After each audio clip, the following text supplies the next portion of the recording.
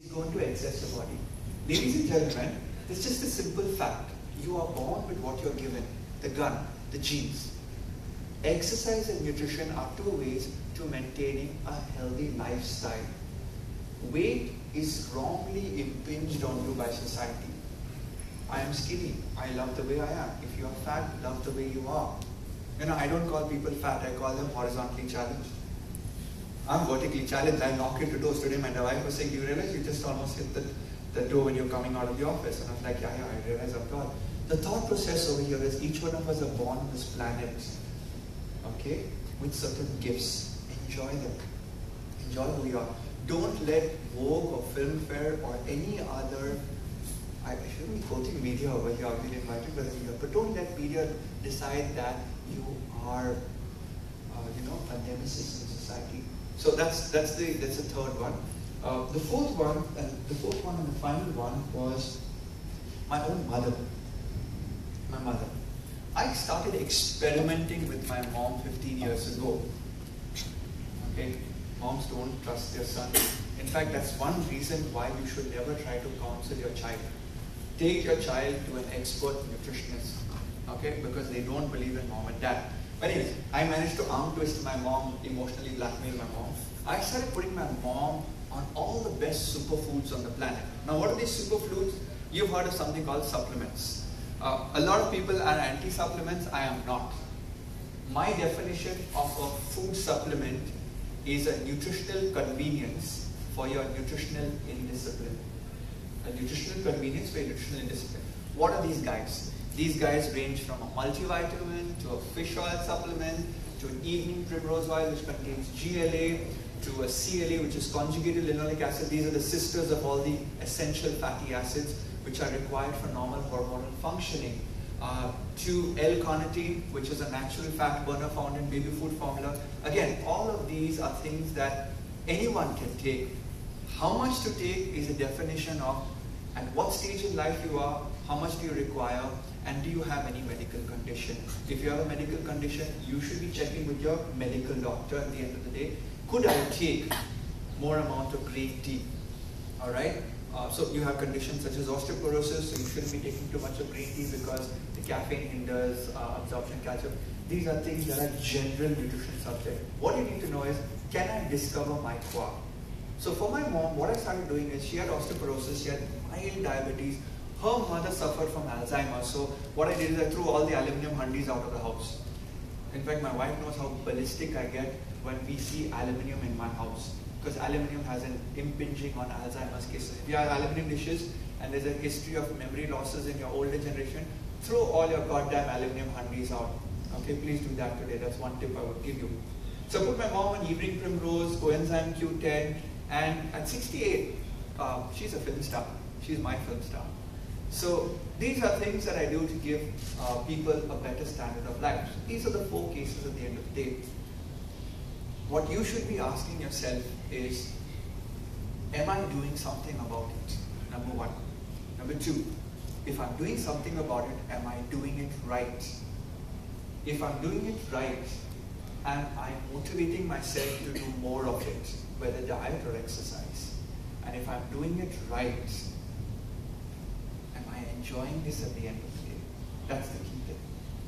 So this is it in a nutshell, and believe me, this initiative by Times of India is really brilliant because it's nutrition is only empowered by the woman, because the sabzi purchase in the whole family is done by the woman, the menu plan is done by the woman takes care of the husband. So the thought process is you will take care of your spouses, your family, your in-laws. So nutrition really starts with the woman in the household. So please empower yourself with more knowledge. Meet a dietitian. There are over, I think about 150 dietitians in Bangalore. Google them out. Find them. Go meet them. Ask them to work with you. And it's not a one-day process. Oh, I went to this dietitian and I tried her diet for 3 months. Nothing will work unless you keep at it for 2 or 3 years. This is my sincere advice to you, because everything else that is sold to you is trying to con you into a short-term resolution which doesn't work. Conditions are going to be handled by the rest of the panel. If you have questions, please raise your hand, interrupt the panel, we'll be happy to answer it. Or at the end of the session, you can also ask us your questions. And at the end of the session, as I said, come to me, take my card, come in for a complimentary assessment at one of our clinics. I love the fact that you came here today. I'll hand over now to... Yeah, before I have a question. What about Hendalium? You said aluminum, just throw it out. Yeah. What about Hendalium? Your pressure cookers are made out of Hendalium. Yes. I think one can use Hendalium, but aluminum definitely is not the right. I can share. Yeah. But if there's a case that as you're pointing out this particular thing in this present moment and the olden era, when the technology didn't come up, the British period, before that, they were using the part. After that, and instead of the clay, and first aluminium vessels were the first vessels they introduced in the whole world and India. And if you're bothering about much about the things, whatever you are saying, the diet and the things, I don't think so. Our folk, not only my forefathers, your forefathers were not bothering about any other things. At one or the other day, that they might have definitely used that kind of vessels. What you were mentioning. Okay. So the question. What kind of diet concept were practiced by them, or what kind of concept of the vessels and the using those vessels are being practiced by them? Okay. Good question. The question over here, feeling here in the back was, our forefathers practiced with all that I said today, for example, the aluminium, or they cooked in clay, and they lived life healthy. What your forefathers, or what my forefathers, I'll give you an example. My grandmother used to cook in aluminum vessels. She used to walk 15 kilometers to the market. The lifestyle has changed, and that's what today is all about. The genetics of the gun, the trigger has changed over every decade. In fact, today if you see, my mother actually still goes to the market and walks around half a kilometer in the market, and she bargains and everything. What do I do?